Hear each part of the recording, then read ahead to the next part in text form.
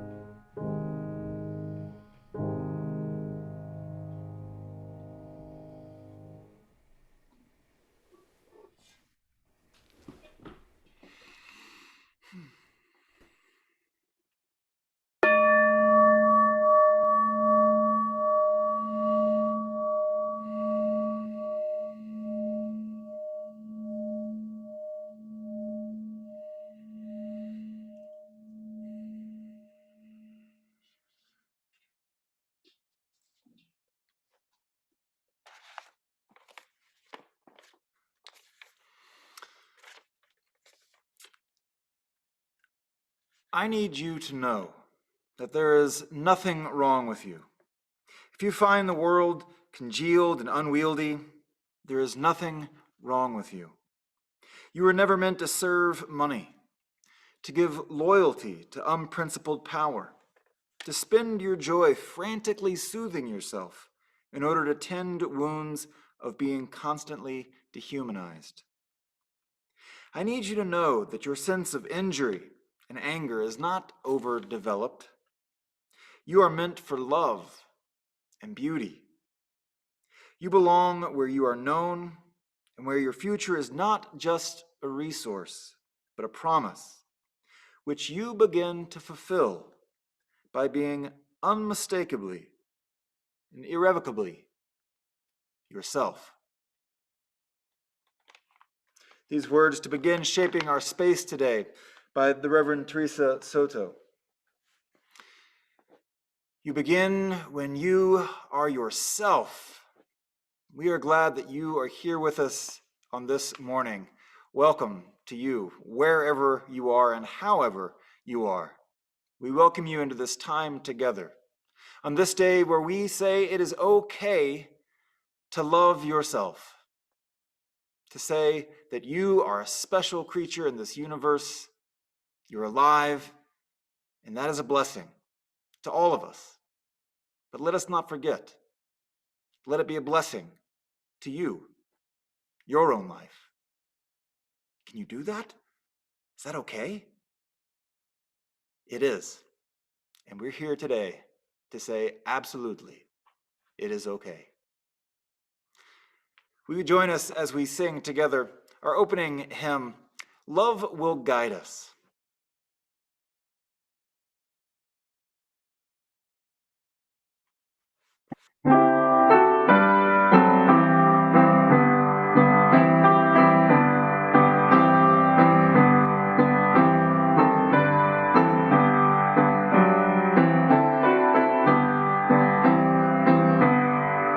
Love will guide us, peace has tried us, hope inside us will lead the way on the road from greed to giving.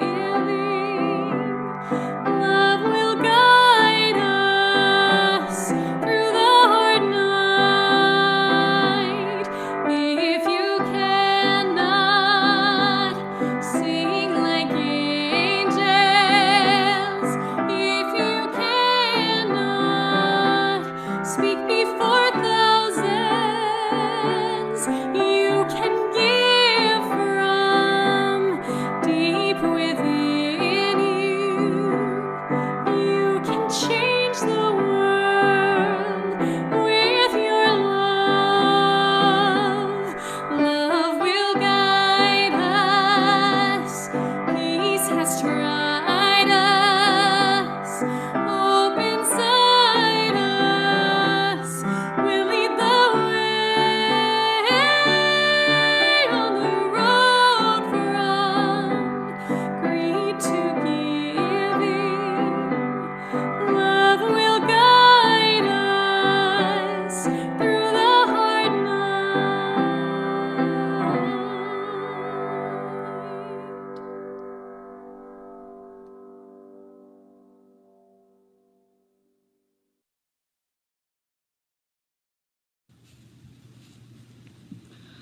Hold out your hands and let me lay upon a freshly picked sweet grass, loose and flowing. Good morning. My name is Nancy Tyler, and it is a pleasure to read this morning's Chalice lighting words. As I do, I invite you to light your own home chalice as well. Today's Chalice lighting words are from Robin Wall Kimmerer, who, among other identities, is the author of Braiding Sweetgrass, subtitled Indigenous Wisdom, Scientific Knowledge, and the Teachings of Plants. I'm drawn to the image and sensation of braiding. I used to do this. I'm sure many of you did or do as well. I'm also drawn to the metaphor of braiding. I love the idea of conjoining threads or pieces and creating a something stronger than its individual parts. What in our lives do we braid together? Perhaps the love of someone, with the nurture of our community, with the caring of our earth.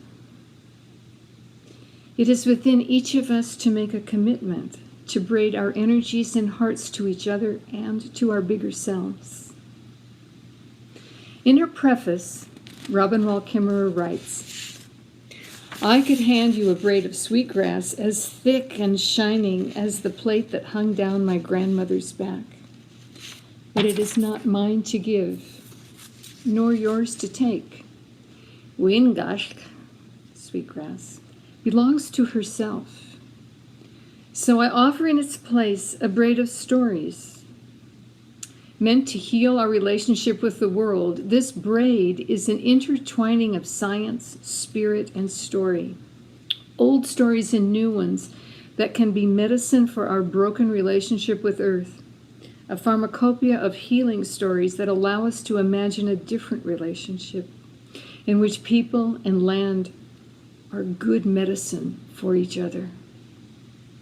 May it be so.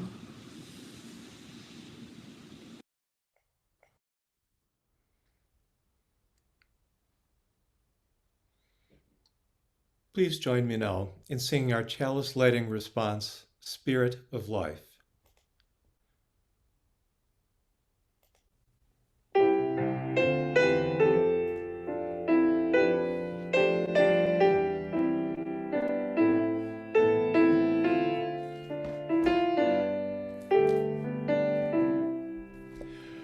Spirit of life, come unto me. Sing in my heart all the stirrings of compassion. Blow in the wind, rise in the sea. Move in the hand, giving life the shape of justice. Roots hold me close, wings set me free. Spirit of life, come to me, come to me.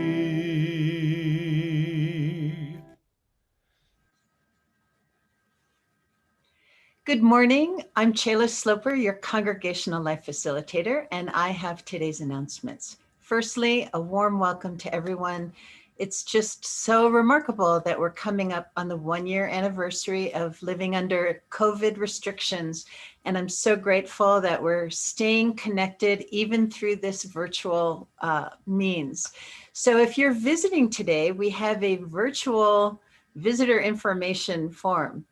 And we'll have that in the chat. And that's a way to just let us know that you're visiting with us today. We've had folks visiting from Canada and Mexico in the past, and you might be from just down the street, but all the same, let us know that you're visiting. And if you'd like to sign up for our communications, that's the way to get on our email distribution. We send out our email every Wednesday, and we call it the ACE, the All Congregational Email. And that's where you're going to find information on what's been happening, sometimes a look back, but more importantly, what's coming down the pike. So this month, now into March, we've started commitment as our theme for the month. And we're also happy to report that as February was our stewardship month of planning for next year's giving, we've had really a marvelous response. So thank you for your generosity.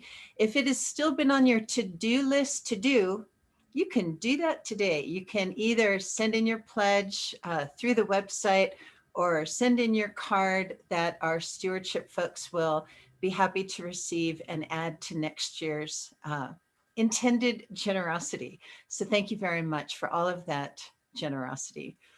So this week we have a couple of things, and then next week as well, that I just want to highlight. Tuesday, March 9th, the Women's Connections group invites women, whoever identifies as a woman, to come for tea and sustenance. That'll be Tuesday at 2. Then Wednesday evening at 7 o'clock, Amy Brock, our Director of Religious Exploration, invites parents and caregivers of children and youth to come to a workshop discussion on online safety as a spiritual practice. So there's been an RSVP in the ACE, and we may have that in the chat as well today. Really excited that next Saturday, the Leadership Development Committee invites whoever is or dreams about or is interested in taking a leadership role in the congregation. And leadership might be serving on the board. It might also be leading a discussion group or just having an awareness about how to be a leader in the congregation if you're going to do a hiking group. It can be a variety of leadership roles. The focus for next week's workshop is about how it's about beloved community, and that it starts with us, and how we can nurture a spirit of inclusiveness, even in our teams and committees and in all of those leadership roles. So RSVP to ldc@uufco.org, and also the link is on the website. So that'll be Saturday, I believe it's at 9 o'clock. It might be 9:30. I'm sorry, I should have that detail. Anyway, so leadership development, that's next Saturday on the 13th. Next Sunday, we'll have another newcomers welcome. This is just an informal time. We meet at 12:30. So after the morning worship service and a little break for lunch, join us at 12:30. The Zoom link will be on our calendar. So that's next Sunday. Then on the 15th, we have a couple things that I just want to touch on now. The Diversity, Equity, and Inclusivity Group invites you to Courageous Culture Conversation. That's Monday the 15th at 5 p.m. And that's led by Laura Reed and other people from DEIG. And then also at 7 p.m., Rochelle Indra invites you to a discussion about commitment. And especially for those who weren't able to get into, say, a small group for this year, this is an opportunity to just enjoy that smaller group for a discussion, meeting other people, and sharing hearts. Next weekend also is daylight savings time, so remember to set your clocks. And I think that's going to be it for today. But before I release you with blessings, don't forget about Saturday's workshop with LDC. That's brightest, almost spring blessings on your day.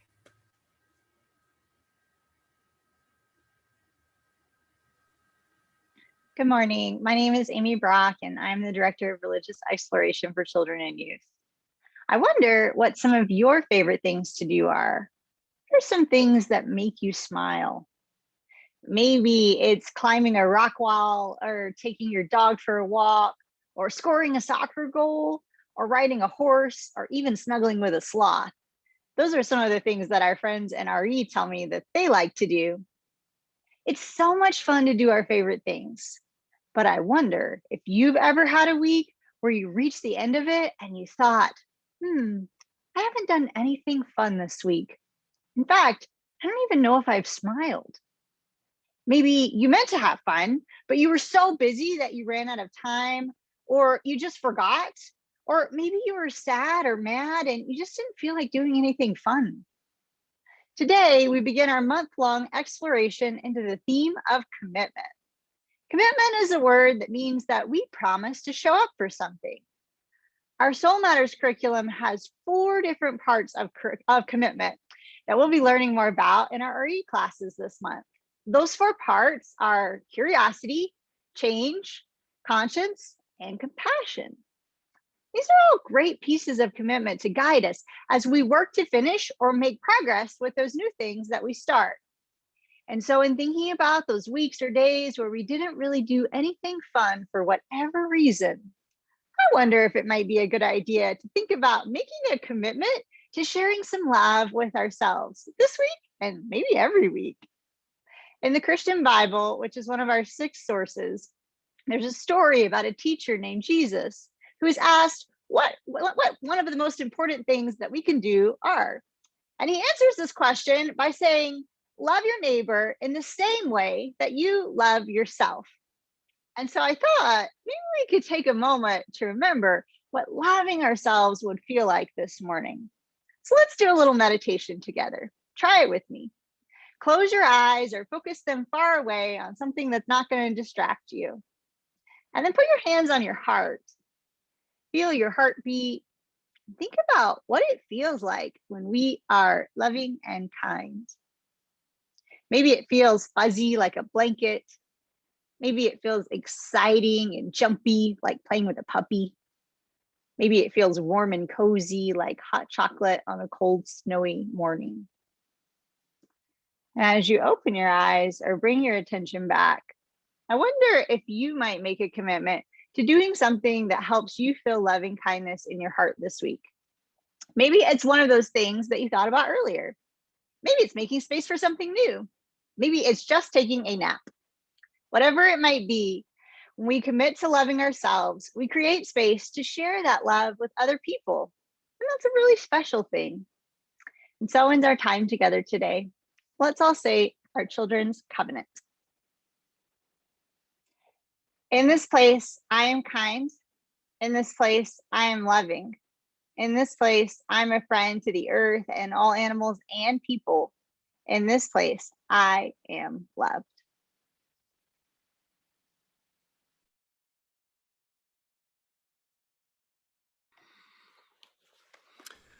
One of the ways this community loves itself is to share with one another our lives, our stories, our ups and our downs. We do this on Sunday mornings, and we share our joys and sorrows. So we're going to open our chat box below, and if you've got a joy or a sorrow in your life that you'd like to share with this community, we would love to receive that, to witness it, and to hold you either in that joy or in that sorrow.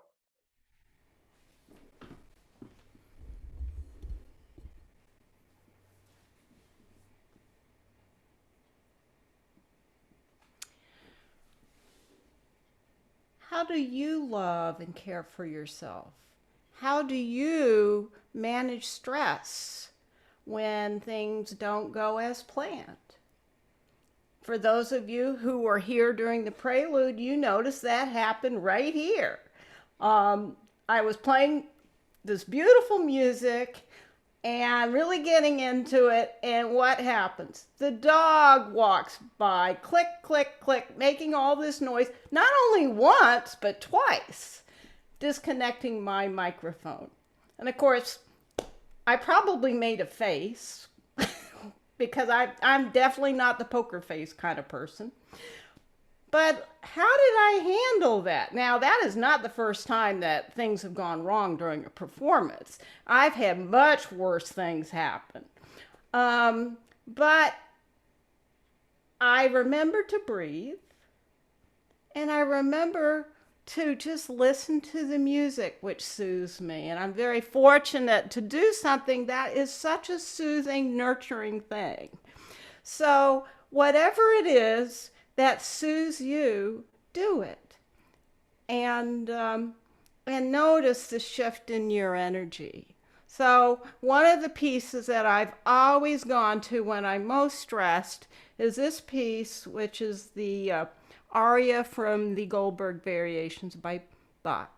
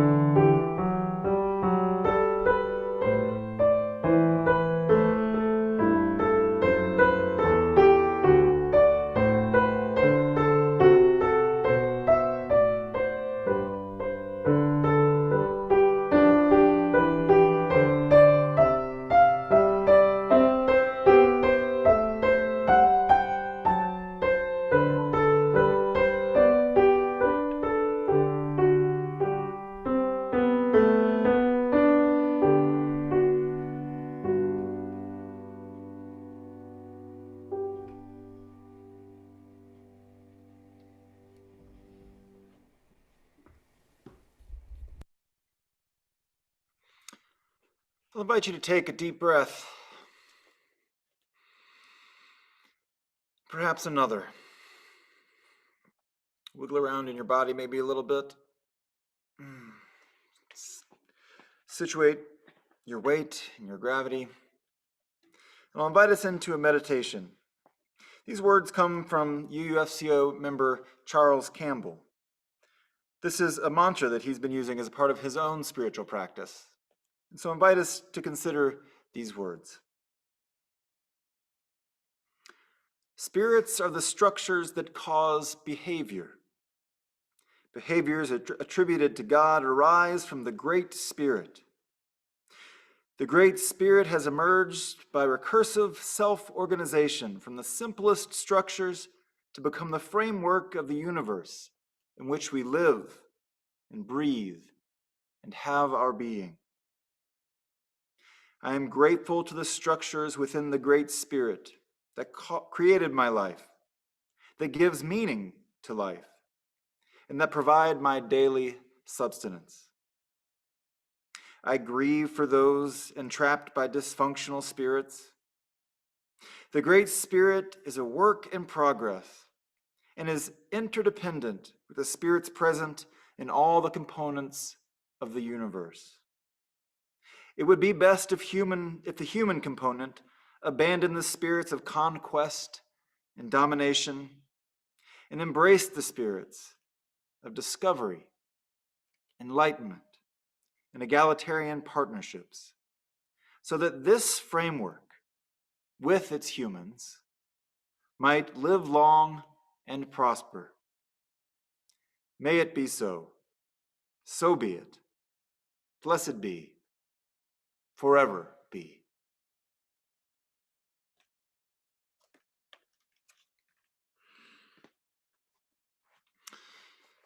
I'd like to introduce now Rebecca Miller, who is a member of our choir here at the Fellowship, a longtime Unitarian Universalist, and she is going to offer us a song that my guess is all of us know and know pretty well.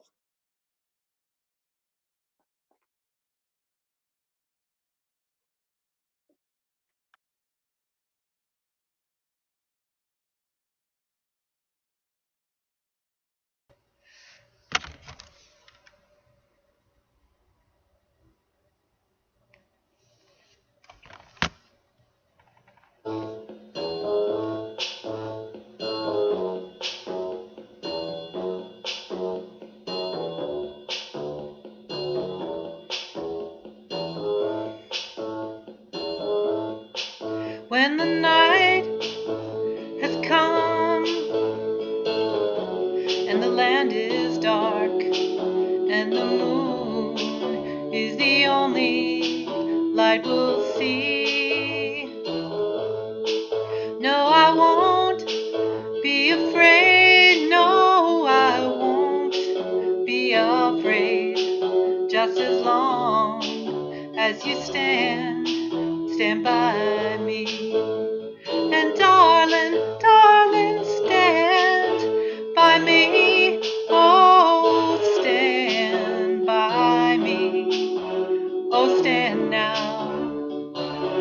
Stand by me. If the sky that we look upon should tumble and fall, or the mountains should crumble to the sea, I won't cry, no, I won't shed a tear, just as long as you stand by me. And darling, darling, stand by me. Oh, stand by me. Oh, darling, stand by me. Stand by me.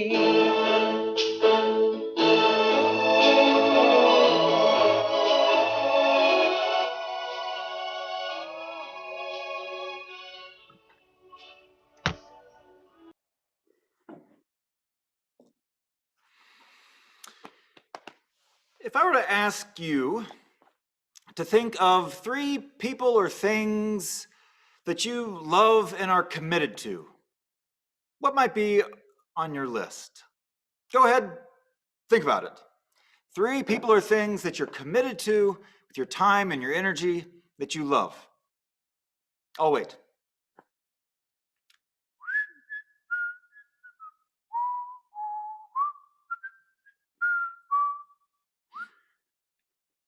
Did you? All right. Now the question is, were you on that list? Did you put yourself on the things that you're committed to and that you love? If you did, congratulations, take the Sunday off, go outside, you might not need the rest of this sermon. But my guess is, for a lot of us, that is not our first instinct when we think about what we're committed to, where our time goes, what we love. Oftentimes, we might not find ourselves on that list, and if we're honest, we might actually show up pretty far down the list if we look at how we behave and spend our time and our energy. We talk a lot about love and loving in this congregation. We try and be loving. We need love. We need to give love. It's central to who we are as human beings. As Amy shared in the Time for All Ages, when Jesus was asked, what are the 2 greatest commandments? He said, one was love the Lord your God with all your heart. But the second one was love your neighbor as yourself.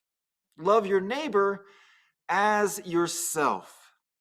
It would seem that Jesus was an optimist, or at least Jesus had a decent self-opinion of himself, and in the Christian tradition, why wouldn't he? He's the Son of God.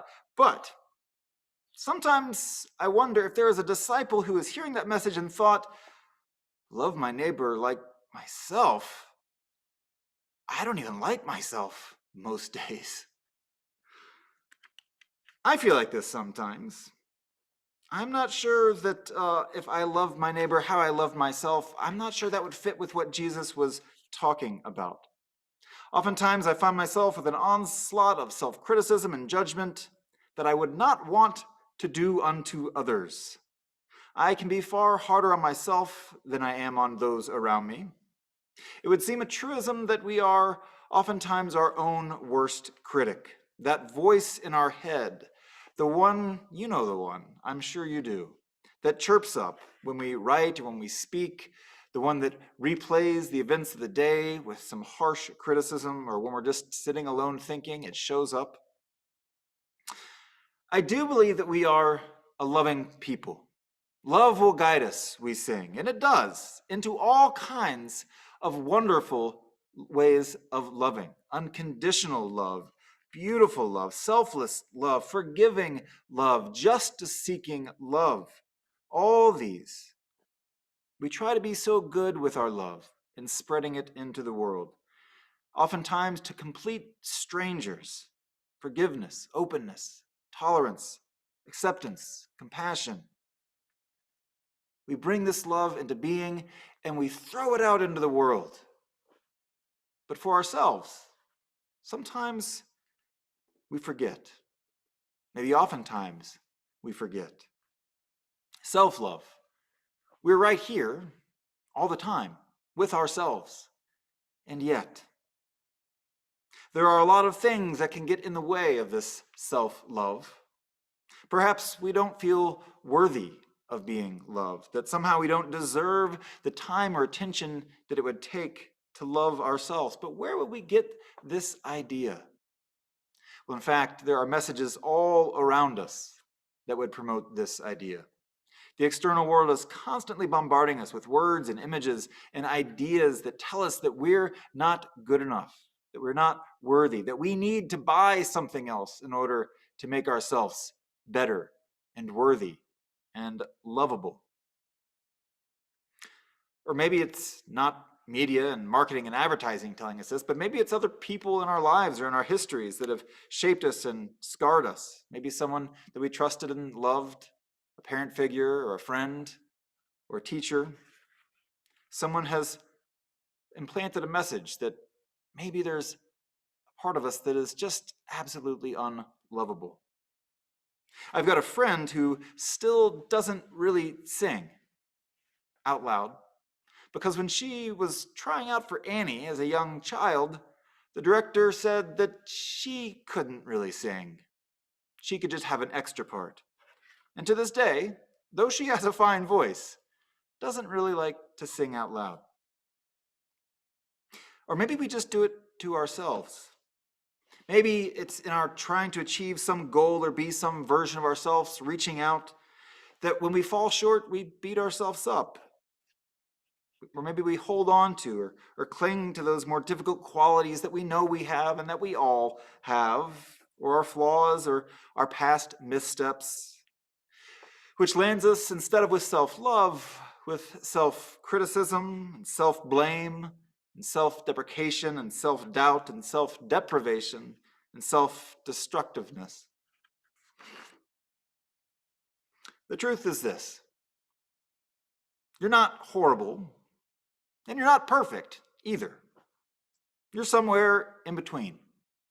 We all are. That's what it means to be human. Right there in the middle. Not horrible and not perfect. And isn't there some solace in that? Some comfort in knowing that no one's perfect. That we're all trying, that we're all falling just a little short of who it is we hope to be. But that's what it means to be human and open to growth and on this journey, this spiritual journey, where we can grow, where we can transform over time toward a more loving and a more fuller expression of ourselves. The Jungian psychologist James Hollis says that we all have our ways of being that don't honor who it is that our soul is beckoning us to be. We all have fears and patterns and habits and addictions. And these perhaps were taken on as coping mechanisms earlier in our life, and maybe they served us then. But we can feel the tension when these patterns begin to pull at who it is we are trying to be, when these patterns don't serve us anymore. And so here we live in the middle, always. And so we employ the idea of yes, and. Yes, you're flawed. And yes, you're incredible.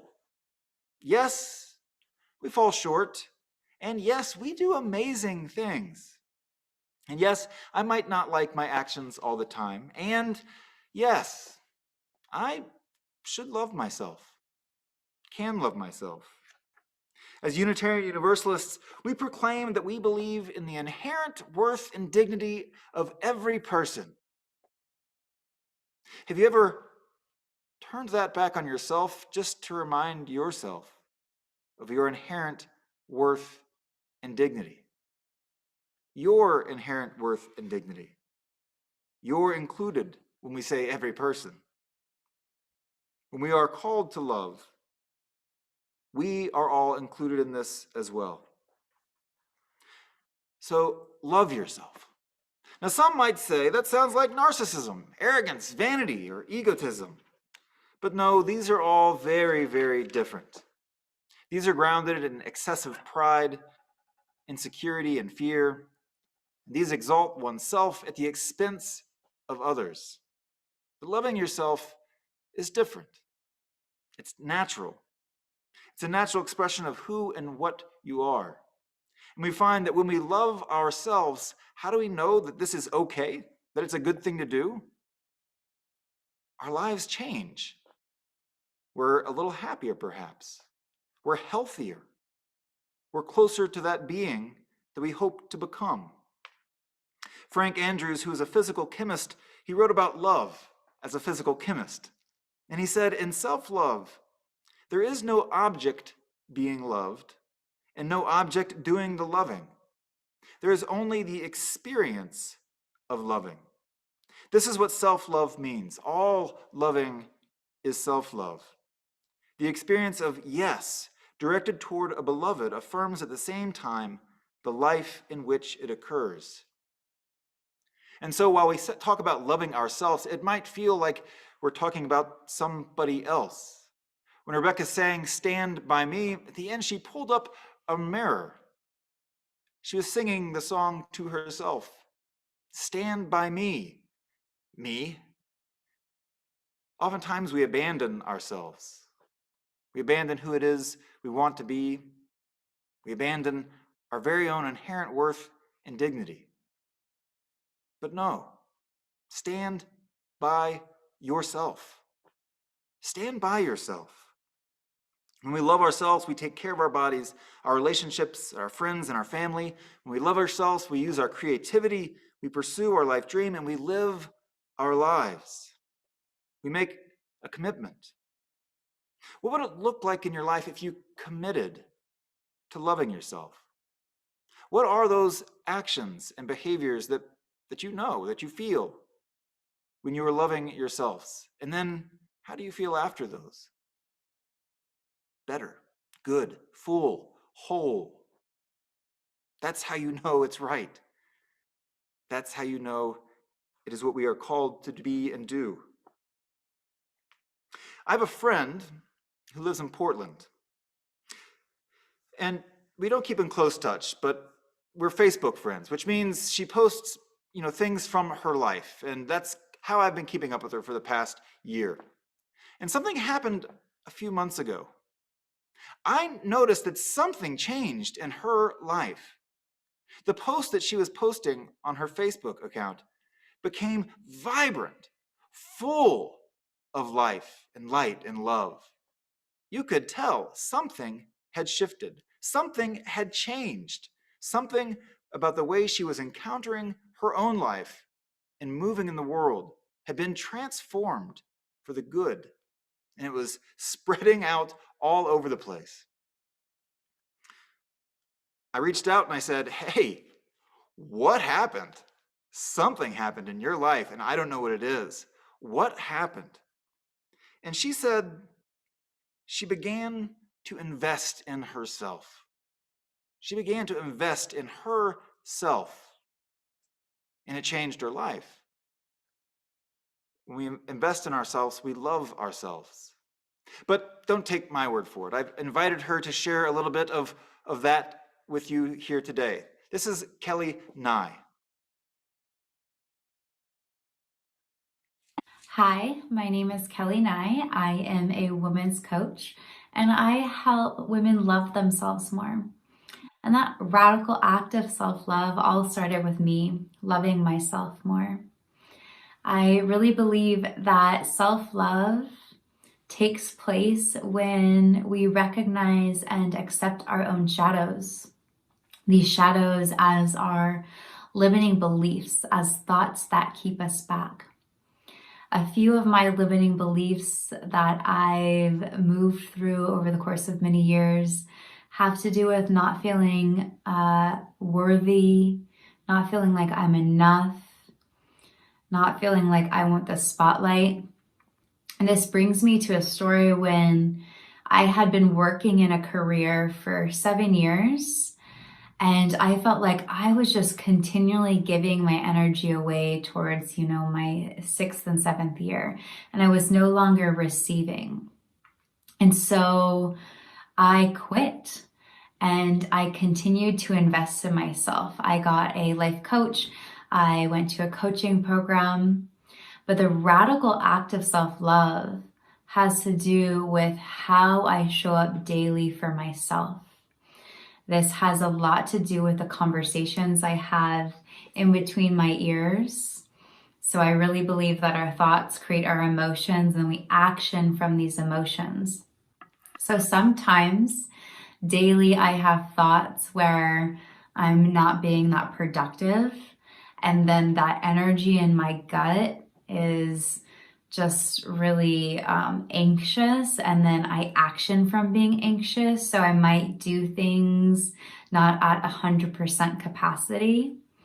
So it's real that I actively am practicing self-love daily to show up so I can be my best self for me, so I can be my best self for others.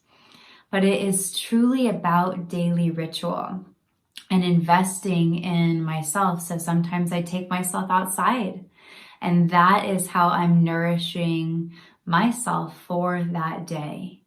It's creating clear boundaries around me really saying no to someone if they want to hang out, but I have no energy to do that. By saying no, I am honoring myself. I'm honoring the commitment I have to nourish my soul and my body, and know that that's enough. There is no more radical act that we can do than choose us again and again and again. So I'm no longer giving my energy to a position that doesn't fill me up. I am in the active pursuit of reciprocation, of receiving and feeling into acts that allow my heart to feel like it's set on fire. And that's really, the secret for me is, instead of grasping, running after what I think I want, I sit, I act from a place of joy, I act from a place of curiosity, I act from a place of really being in love with who I am. And it's not always a joyride every day, but really it's in knowing, hearing the thoughts that we create that don't serve us and allowing them to be in our past. A really beautiful concept that I use with my clients is adding a kinesthetic movement, a movement into letting go of something. So if I'm speaking and I say, oh, I wish I had that, I reframe it and I say, and I use a snap and I say, I've got it. I've already got it. So that shift in from I wish, I grasping, a wanting, to inviting in, I already have it. I have then a feeling of joy in my body. It's really good. There's not a lack. And this is the energy that I come from in self-love. And showing up for me, noticing my thoughts, so my emotions really allow me to action wholeheartedly. Thank you so much for listening to my journey in self-love, and I hope you have a wonderful day.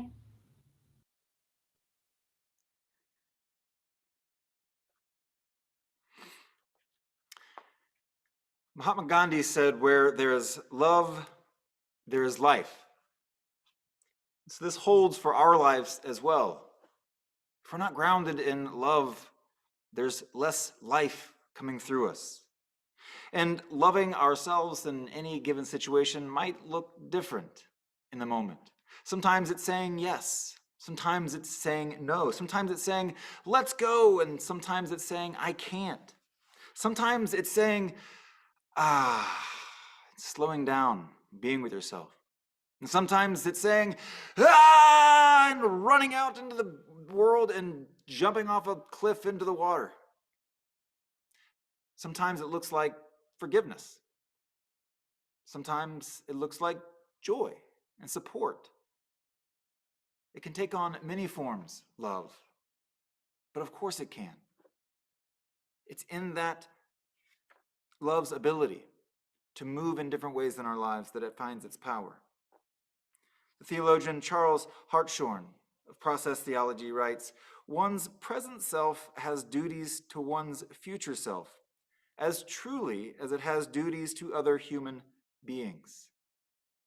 You have a duty to yourself, just as you have a duty to our fellow human beings and to our planet. He further warns, mere impulse will repeatedly pull one in directions contrary to this requirement, just as impulse will pull one in directions contrary to the requirement to give heed to the needs of others. This means that we have to commit, that we have to make a choice and a decision and an intention to be loving towards ourselves, because we can simply fade away from it if we're not paying attention. We need to stay vigilant and committed to ourselves so that we can be in the world and be what we can be to the world. Yes, you are worthy of this love. You deserve it. You are incredible. You are a miracle. You are the universe's child. This is what you are. So go back to that list from the beginning, the one that you may or may not have shown up on. What would it be like to put yourself at the top of that list? To put yourself at the top of your list, to love. There's no need to bump anyone off the bottom of the list. Love is infinite. It is not finite. When love is experienced and felt and in the world, indeed, it's the opposite. It is generative. So when you love yourself, you become more loving in the world. It's not a selfish act, not in the slightest. Thich Nhat Hanh writes that love is the capacity to take care, to protect, and to nourish. To take care of ourselves, to protect ourselves, and to nourish ourselves when we love ourselves. He continues, if you're not capable of generating this kind of energy toward yourself, if you're not capable of taking care of yourself, of nourishing yourself, of protecting yourself, it is very difficult to take care of another person. In Buddhist teaching, it is clear that to love oneself is the foundation of the love of other people. Love is a practice. Love is truly a practice. We have high hopes for this world. We have high hopes for ourselves. And so let us make a practice of love. And let us begin right here, standing with ourselves and not being afraid or hesitant to love ourselves. One of our most favorite hymns, or at least one of my most favorite hymns that we have, is There is More Love Somewhere. There is more love somewhere. And we're going to keep on until we find it. What if you didn't have to go quite so far to find that more love? What if it was right there inside of you, waiting to be experienced by you? Love is infinite. It is not finite. When we love ourselves truly, it is a way of loving the world, a way of loving the universe. Let us make a practice of this. Let us make a practice of loving. And let us begin right here with our own lives, with our own love. May it be so.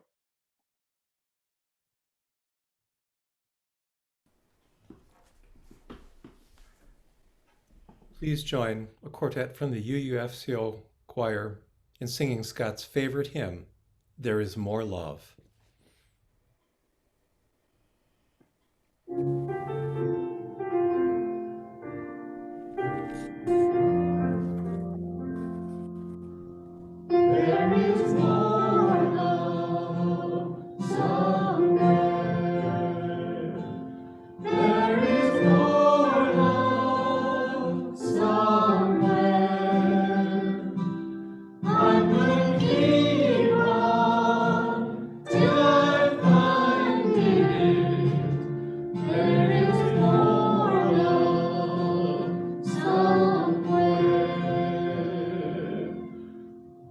There is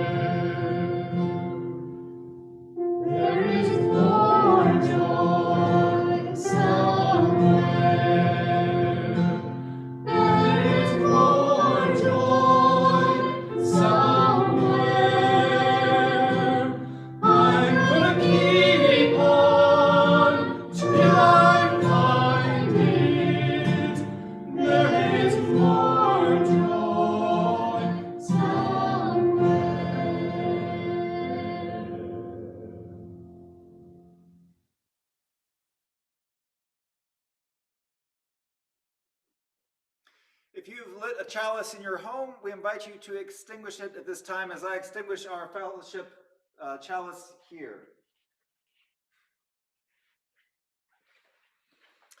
And as we do each week, let us say together the covenant of this fellowship. Love is the spirit of this fellowship, and service is its law. This is our covenant, to dwell together in peace, to seek the truth in love, and to help one another. We invite you to stay for our virtual coffee hour after our service is concluded.